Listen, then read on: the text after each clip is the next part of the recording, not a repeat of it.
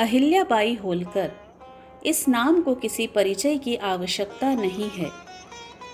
अहिल्याबाई होलकर एक ऐसी विलक्षण प्रतिभा की धनी महिला थी जिन्होंने अपना संपूर्ण जीवन जन सेवा और समाज सुधार के कार्यों में समर्पित कर दिया। वे कहा करती थी, ईश्वर ने मुझ पर जो उत्तरदायित्व रखा है उसे मुझे निभाना है। मेरा काम प्रजा को सुखी रखना है। मैं अपने प्रत्येक काम के लिए जिम्मेदार हूँ। सामर्थ्य और सत्ता के बल पर मैं यहाँ जो कुछ भी कर रही हूँ उसका ईश्वर के यहाँ मुझे जवाब देना होगा। मेरा यहाँ कुछ भी नहीं है, जिसका है उसी के पास भेजती हूँ। जो कुछ लेती हूँ वह मेरे ऊपर कर्जा है, न जाने कैसे चुका पाऊंगी। एक कुशल बहादुर शासक एवं मालवा प्रांत की महारानी अहिल्याबाई होलकर का जन्म 31 मई सन 1725 को महाराष्ट्र के अहमदनगर के जामखेड़ जिले के एक छोटे से गांव चौंडी में हुआ था। अहिल्याबाई चौंडी गांव के पाटिल मानकोजी शिंदे एवं सुशीलाबाई की लाडली संतान थी।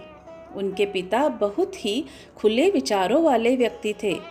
ऐसे काल में जबकि महिलाओं को घर के बाहर जाने की भी अनुमति नहीं थी, उस समय अहिल्याबाई के पिता ने उन्हें शिक्षा ग्रहण करवाई। अहिल्याबाई ने प्रारंभिक शिक्षा अपने पिता के घर पर ही प्राप्त की थी। वे बचपन से ही विलक्षण प्रतिभा की धनी थी। बहुत धैर्यवान, दयालु और उदार विचारों वाली थी। वे किसी भी विषय को बहुत जल्दी समझ जाती थी और आगे चलकर उन्होंने अपने अद्भुत साहस एवं विलक्षण प्रतिभा से सबको हैरान कर दिया था।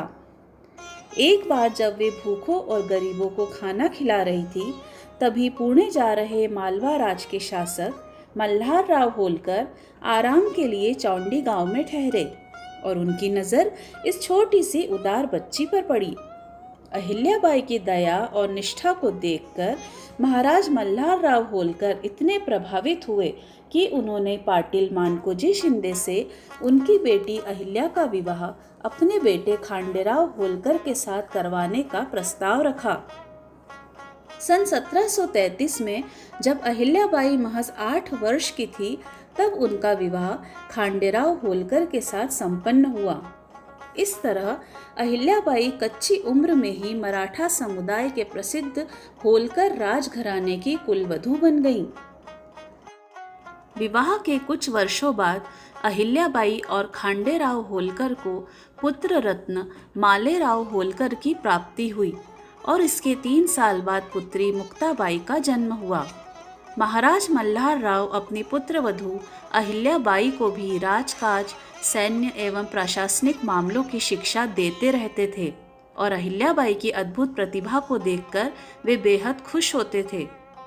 अहिल्याबाई अपने पति खांडेराव की राजकाज में मदद करती थी, साथ ही उनके युद्ध एवं सैन्य कौशल को निखारने के लिए भी सदैव उन्हें प्रोत्साहित किया करती थी। अहिल्याबाई का जीवन सुख शांति से व्यतीत हो रहा था, तभी उनके जीवन में दुखों का पहाड़ टूट पड़ा। वर्ष 1754 में जब अहिल्याबाई होलकर महज 21 वर्ष की थी, तभी उनके पति खांडेराव होलकर कुंभेर के युद्ध के दौरान वीर गति को प्राप्त हो गए।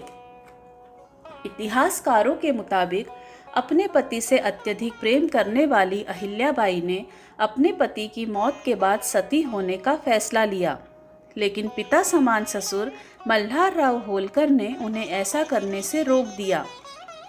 इसके बाद सन 1766 में मल्हार राव होलकर भी दुनिया छोड़कर चल बसे, जिससे अहिल्याबाई बहुत आहत हुईं, लेकिन फिर भी उन्होंने हिम्मत नहीं हारी।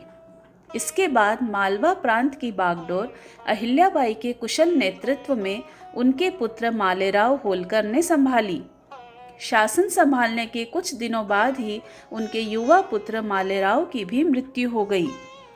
अपने जीवन की कठिनाइयों का प्रभाव अहिल्याबाई ने अपनी प्रजा पर नहीं पड़ने दिया और मालवा प्रांत का उत्तराधिकारी बनकर वहां का शासन संभाला।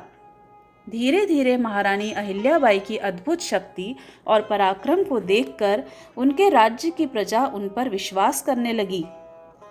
इतिहास की सबसे वीर एवं कुशल योद्धाओं में से एक महारानी अहिल्याबाई ने मालवा प्रांत की शासक बनने के बाद मल्हार राव के दत्तक पुत्र एवं सबसे भरोसेमंद सेनानी सूबेदार तुकोजी राव होलकर को अपना सैन्य कमांडर नियुक्त किया। अपने शासन के दौरान महारानी अहिल्याबाई ने कई बार युद्ध में अपनी प्रभावशाली रणनीति से सेना का कुशलतापूर्वक नेतृत्व किया। अहिल्याबाई अपनी प्रजा की रक्षा के लिए हमेशा युद्ध के लिए तैयार रहती थी। युद्ध के दौरान महारानी अहिल्याबाई घोड़े पर सवार होकर दुश्मनों पर एक वीर शासक की तरह वार करती थी।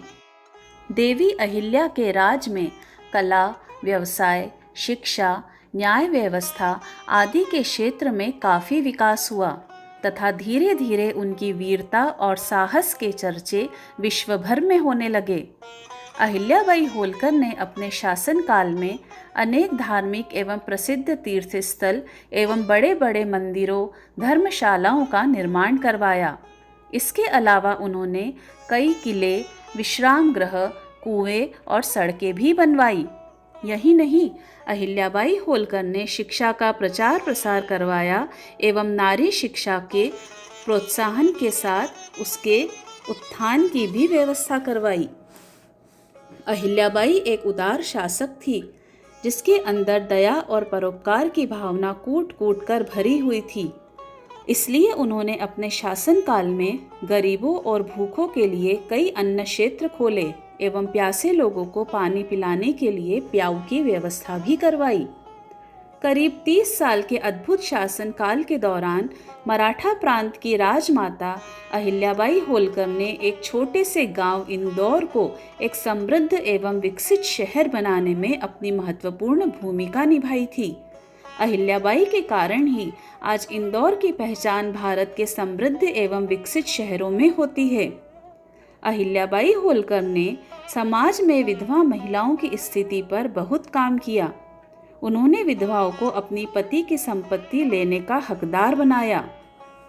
अपने जीवन में तमाम परेशानियां झेलने के बाद जिस तरह महारानी अहिल्याबाई ने अपनी अदम्य नारी शक्ति का इस्तेमाल किया था, वह काफ़ी प्रशंसनीय है।